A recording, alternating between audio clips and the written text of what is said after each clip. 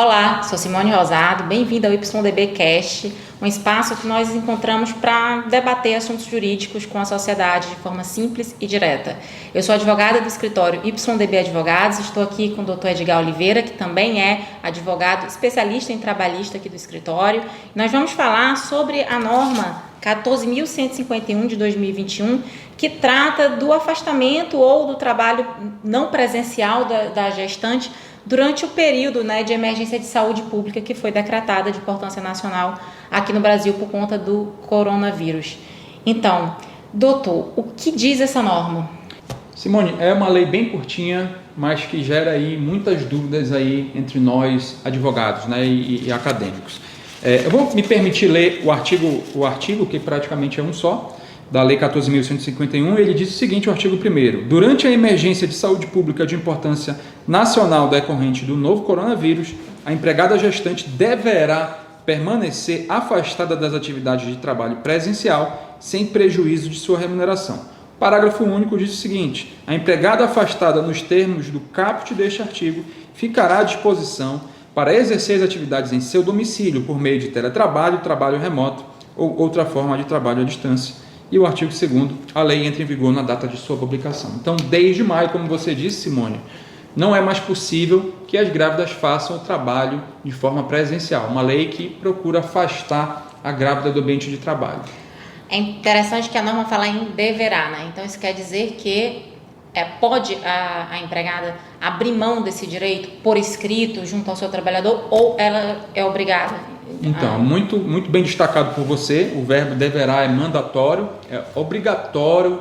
Você que, por exemplo, é um empregador, tem uma gestante nos seus quadros de funcionários, assim que você souber do quadro de gestante dela, você tem que proceder ao afastamento imediato, porque a lei diz que é obrigatória, deverá, Então você não pode, por exemplo, fazer nenhum tipo de acordo individual com a empregada gestante, de repente a gestante procura o chefe e pergunta se pode continuar trabalhando, diz que vai escrever uma cartinha à mão para continuar trabalhando, e isso não é possível, Simone, tá? A lei é bem clara, o deverá é mandatório e você é obrigado então a afastar a gestante dos seus quadros de funcionário, afastar temporariamente. Afastar não é do quadro, afastar do trabalho presencial, ela pode continuar fazendo teletrabalho. Exatamente, a lei, nesse caso aqui foi clara, ela diz que você deve afastá-la e aproveitá-la de forma telepresencial, de forma remota, de forma que ela de casa faça os trabalhos que ela faria na empresa. Então, doutor, tudo bem, quando a atividade ela é compatível com o teletrabalho, fica simples. Você afasta a empregada do trabalho presencial, ela trabalha da estrutura e ela pode trabalhar de casa. Mas no caso de atividades, que provavelmente é a maioria das atividades, que não podem ser exercidas de forma remota por teletrabalho, o que fazer? Bom, tem a saída que todo mundo não quer fazer, que é afastar o empregado e pagar o salário dele puro e simples, a empregada no caso, puro e simples, mas ninguém quer fazer isso.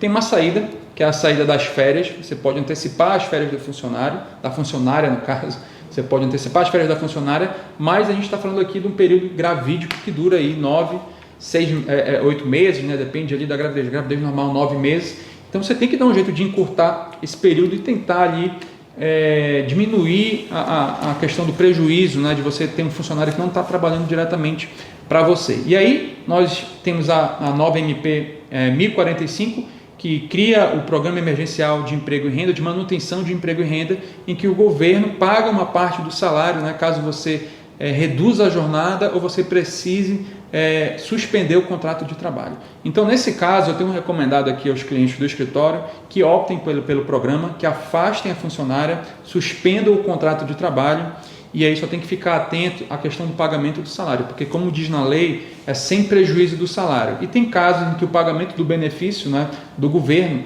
acaba sendo um pouquinho menor que o salário da empregada. E aí eu creio que o empregador tem sim que complementar o valor caso ele seja menor. Até porque a lei fala também que não pode reduzir o salário. Não pode reduzir o salário. Então, se o benefício emergencial está pagando menos, o empregador vai ter sim que complementar o valor. É possível fazer o controle de jornada de trabalho da empregada que está em teletrabalho? É possível sim, existem vários softwares para isso, para você registrar ali o início do trabalho no computador, Existem meios de controle, sim, e muita gente também adota a questão da produção, né, do trabalho. Você tem uma meta ali por dia de produção, né, do volume de trabalho, e com essa aferição, né, do que está sendo produzido, você consegue ali saber se o trabalhador está de fato, né, cumprindo as obrigações do trabalho no dia. Agora, uma outra questão que me parece que não está prevista de forma expressa nessa norma é a sanção pelo descumprimento. Ela traz uma obrigação, mas ela não diz especificamente qual seria a sanção pelo seu descumprimento. Há alguma sanção caso o empregador não afaste, não coloque a empregada em teletrabalho ou afastada mesmo sem trabalhar por conta da atividade sem compatível? Olha, sem dúvida, o empregador vai estar sujeito aí à fiscalização, né, do Ministério do Trabalho. Por exemplo, existe a Lei 8.213 de 91, em seu artigo 19, parágrafo 2º, que fala que o empregador que mantenha o empregado em condições insalubres, né, acaba até incorrendo em contravenção penal, né, e pode pagar uma multa. Mas você acha que isso pode ser aplicável ao caso da empregada no Com trabalho certeza, presencial? porque você está considerando que você está num meio pandêmico, né, a gente não sabe onde está o vírus, então todo lugar aí, né, até inclusive o ambiente de trabalho, não é propício, então a gravidez, né, a grávida, especialmente porque o governo determinou isso, né? E o governo quer afastar a grávida do ambiente de trabalho. Então a gente pressupõe que não é um ambiente seguro para ela. Mas isso ainda será feita uma construção jurisprudencial, exatamente. Né? Porque... tudo aqui é uma interpretação, Simone, né? Como a lei foi silente, ela deixa margem a todas as interpretações possíveis aqui. Né? Obviamente, a gente tem que se apegar àquela que traz menos prejuízo, né, para as partes. É bom deixar claro que não pode demitir a empregada gestante, né? Ela tem estabilidade no emprego, então, por favor, não façam isso. Essa norma me parece que trará muitos problemas, não só pelo fato dela ter muitas lacunas, né, que vão ser necessárias ser necessária uma interpretação muito grande por parte dos tribunais. Isso sempre causa uma insegurança jurídica, mas não só por isso, que até de uma certa forma atrapalha a própria situação da grávida. Por exemplo, uma grávida que não tem emprego, né? Ao procurar trabalho, ela dificilmente vai encontrar emprego, principalmente em atividades que exigem a presença física, né? Então, uma empregada que tem experiência como uma mulher grávida que tem experiência como babá, ela não vai conseguir emprego, porque ninguém vai contratar uma babá para ficar em casa.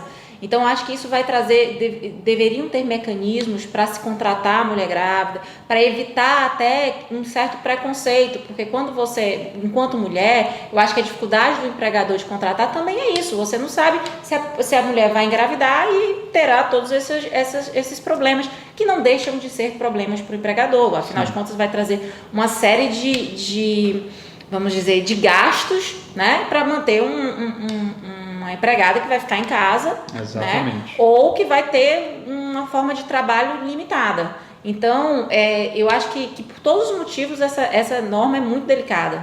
É exatamente isso, Simone. A gente já tem tantas críticas, né, que as mulheres não são contratadas, né, que existe uma preferência pelos homens, e aí vem um dispositivo desse que cria realmente uma opção não deixa, aliás, uma outra opção para o empregador a não ser contratar um homem mesmo, né? Porque você não vai querer mudar um planejamento, quebrar toda uma cabeça, né? Todo um planejamento para adequar alguém que está grávida ali de repente, né? E que você não pode ter fazendo a função que você contratou originariamente. Então, de fato, é muito preocupante essa questão aí, né? Provavelmente as grávidas vão sentir dificuldades em arranjar emprego nesse período pandêmico, num período tão difícil que já tem poucas vagas de emprego, e é isso, vamos ter que se adequar. É claro que o objetivo é proteger, isso a gente consegue compreender, né? O objetivo é proteger, sim. Mas no final talvez acabe causando mais transtornos. Até porque existem situações em que a grávida pode estar vacinada, exato, né? Pode estar imunizada, e nem essas grávidas, né, a lei também não permite que trabalhe. Você estando grávida, é simples, tem que estar afastada do emprego. E tem outra situação, quer dizer, enquanto houver o decreto a nível nacional, mas a gente sabe que em estados diferentes tem momentos pandêmicos diferentes, então nada disso está sendo levado em consideração por essa norma. É uma norma simples demais. Quando é simples demais, ela não abrange tudo, ela trata uma questão muito complexa em o quê? 2 artigos? Exatamente. Tá? É complicado. Praticamente Um artigo. É muito complicado. E a gente vai ter muitos debates acerca desse tema, vai ter muitas demandas acerca desse Outra problema. situação, a partir de que momento você considera que o empregador tem conhecimento da gestação? Tem que ser a partir do momento que a empregada apresenta, né, um Ela exame, informa. um beta-HCG e tal. E pode acontecer isso, agora me veio a cabeça, de ela esconder que está grávida, né? Ela pode esconder que está grávida. E aí, se bater a fiscalização na empresa, Sofre de o repente empregador. descobrir. Sofre o empregador, né? Vai sobrar para o empregador. Então, É isso. É algo que vai acontecer, né? Então, é isso. A gente tentou esclarecer ao máximo, mas de fato a norma traz muitas brechas e vai ser uma construção, não é, doutor? Vai ser uma construção e a gente está pronto aí para discutir isso aí com vocês nos comentários, saber o que vocês acham, a opinião dos colegas também sempre é bem-vinda. Obrigada, doutor. Obrigada a atenção de todos. É isso, boa noite e até a próxima.